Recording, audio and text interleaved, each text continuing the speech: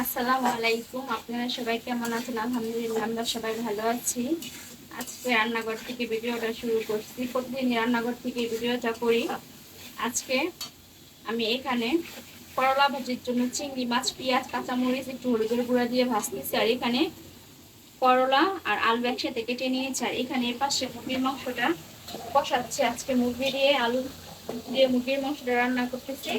আর এখানে চিংড়ি মাছ দিয়ে ছোট চিংড়ি মাছ দিয়ে করলা ভাজি করতেছি। আর এই পাশে এই যে মুরগির মাংসগুলো, এটা বুকের সলিড মাংস। এই মুরগির মাংসগুলো আমি এভাবে কিউট কিউট করে কেটে নিয়েছি। আর এখানে বুটের ডাল ভিজিয়ে রেখেছি। আমি এই বুটের ডালটা সকাল 7টা বাজে ভিজিয়ে রেখেছি, এখন প্রায় 12টা বাজে। আমি আজকে চিকেন কাবাব বানাবো। এই রান্নাটা শেষ, এগুলো আমি সিদ্ধ বসাই দিব।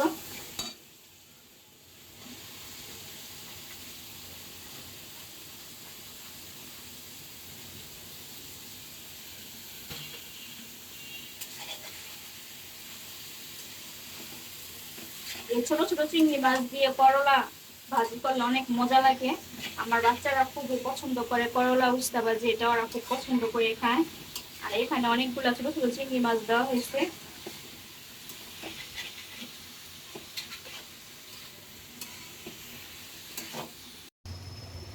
এখানে আমার করলা ভাজিটা হয়ে গেছে, চিংড়ি মাছ দিয়ে করলা ভাজি করেছি। আর এই পাশে মুরগির মাংসটা রান্না করা হয়ে গেছে।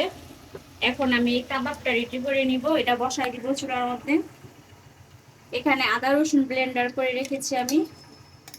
একটু পানি দিয়ে পুরাটা দিয়ে দিব আমি, প্রায় 3 টেবিল চামচ আছে, আমি মেপে রেখেছি।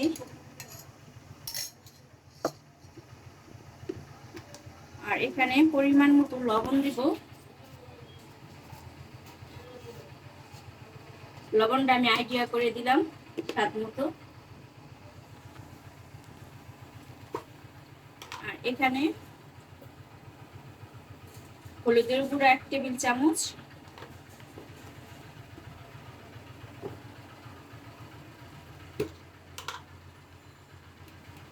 ধনে গুঁড়া 1 টেবিল চামচ,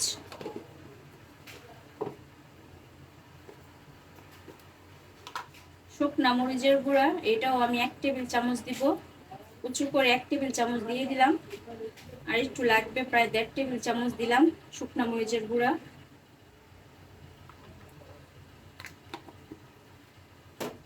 এখন আমি গরম মশলার গুঁড়া দিব এখানে 1 টেবিল চামচ।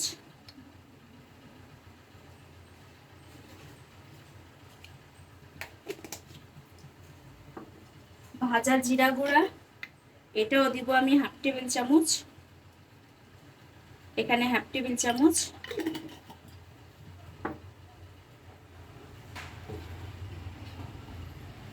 এখন এর মধ্যে তেল দিব অল্প করে।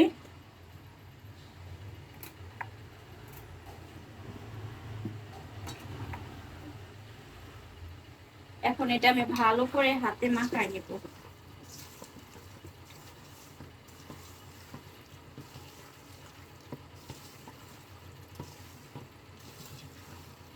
এখন আমি পানি দিব না, আগে একটু ভালো করে কষায় তারপর আমি সিদ্ধ হওয়ার জন্য পরিমাণ মতো পানিটা দিয়ে দিব।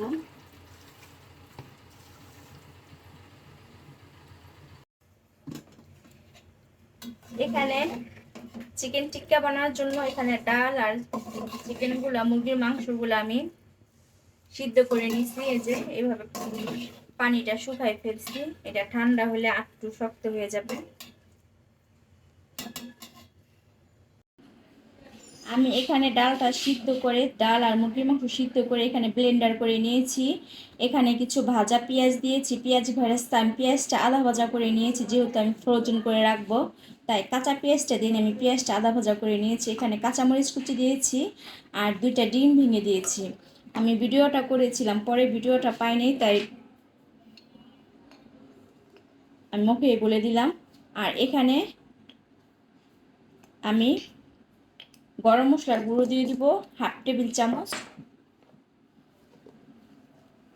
আর এখানে কালো গোলমরিচের গুঁড়া আছে, এটা আমি অল্প করে দিয়ে দিব, যেহেতু কাঁচামরিচ দিচ্ছি তাই আমি অল্প করে দিবই কালো গোলমরিচের গুঁড়া। আর এখানে আমি 1 টেবিল চামচ চিনি দিব। কারণ এই চিনিটা দিলে আমি সবসময় টিকার মধ্যে চিনিটা ব্যবহার করি। এখানে আমি এই 1 টেবিল চামচ চিনি দিয়ে দিলাম।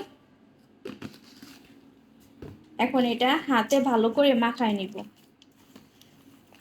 মাখায় আমি টিকার শেপে সবগুলা বানিয়ে নিব।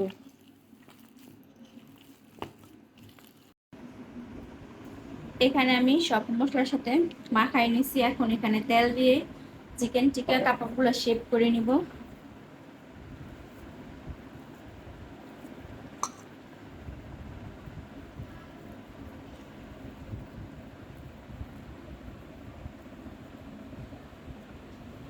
যেভাবে চিকেন টিকাগুলো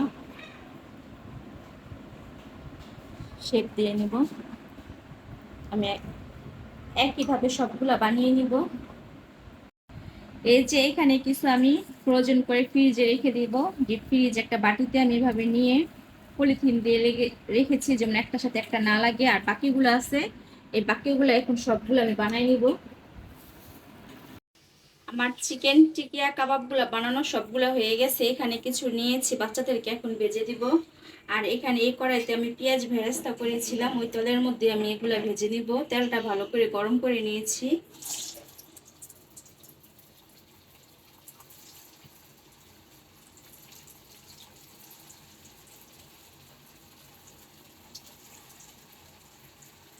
আমি চারটা চারটা করে ভাজবো, সবগুলো একসাথে ভাজলে একটার সাথে একটা লেগে যাবে। এই যে এখানে চিকেন টিকিয়া কাবাবগুলা বানিয়ে নিয়ে আসছি, বাচ্চাদেরকে এখন দিব খেতে। আর আজকের মতো ভিডিওটি আর বড় করব না। আমার ভিডিওটি কেমন লাগলো অবশ্যই লাইক কমেন্ট শেয়ার করবেন, আমার পাশে থাকবেন। আর আজকের মতো বিদায় নিব। আল্লাহ হাফেজ।